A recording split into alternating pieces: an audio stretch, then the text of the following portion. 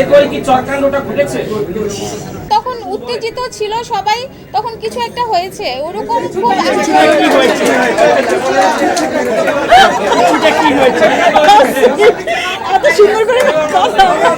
তো কিছু না কিছু অবশ্যই হয়েছিল ওইখানে, কিন্তু যেরকম করে লেখা আসছে বা কিছু, আমি এতগুলো কথা বললাম, এগুলোই কিছু না কিছু যেগুলো ফ্ল্যাশ হয়েছে যে আমার নাম দিয়েও বারবার টাকা নিয়েছে, ওয়ারেজ আমি ফুল পেমেন্টই পাইনি। আমার নাম দিয়ে বলেছে যে ও আইটেম গান করতে চাচ্ছে না, আপা আইটেম গান করবেন, আমি কেন করব না? আমি যদি এই ক্যারেক্টারে আইটেম গান ডিমান্ড করি আমি কেন করব না? তাহলে তো আমি প্রফেশনাল আর্টিস্ট মানে কিভাবে হলাম? এবং এতগুলো ছবি শেষ করলাম কি করে? কোনোদিন কি আমার নামে কখনো এরকম কেউ কমপ্লেন করেছে বা কোনো দিনও?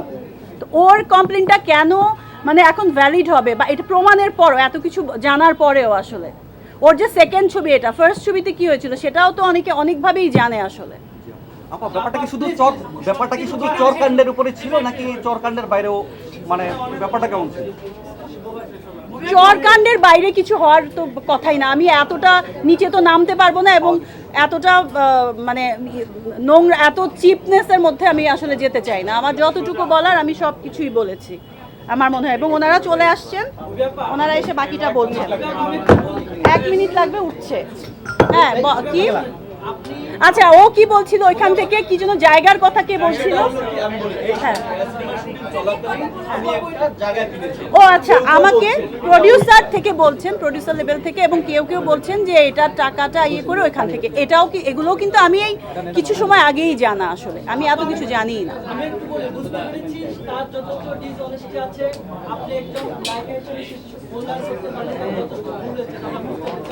না, কিন্তু আমার নাম ভেঙে ভেঙে আরেকজনের থেকে টাকা নিয়ে ইয়ে করবে যে সিনেমার জন্য আমি এক্সট্রা ইয়ে দিচ্ছি, আমি শ্যুট করতে এক্সট্রা পেমেন্ট নিচ্ছি পেমেন্টের বাইরেও, এটা তো আনইথিক আর আনপ্রফেশনাল একটা কথা। সেটা তো আমার সঙ্গে কখনোই যায় না আসলে।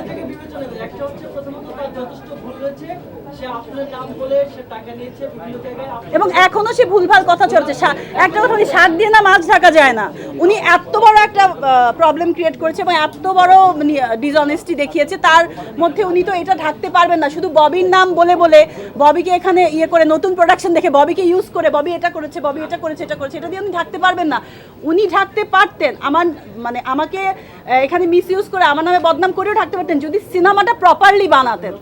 তারপরেও হতো যে আচ্ছা উনি ডিরেক্টর হিসেবে কাজটা ঠিক করলেন। আপনি মামলা যাবেন রাশিদুল্লাহ সামনে?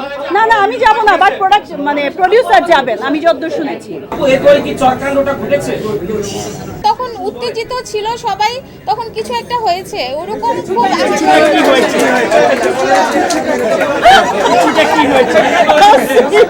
এত সুন্দর করে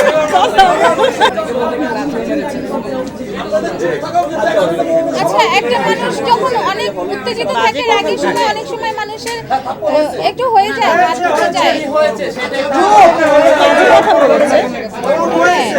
ধমক খেয়েছে এই, হ্যাঁ মানে একটু রাগারাগি, একটু ধমকাধমকি, একটু ধরেন যে কলারের শার্টে ধরলো যে কেন এই কাজটা করলা, এরকম হয়েছে আর কি।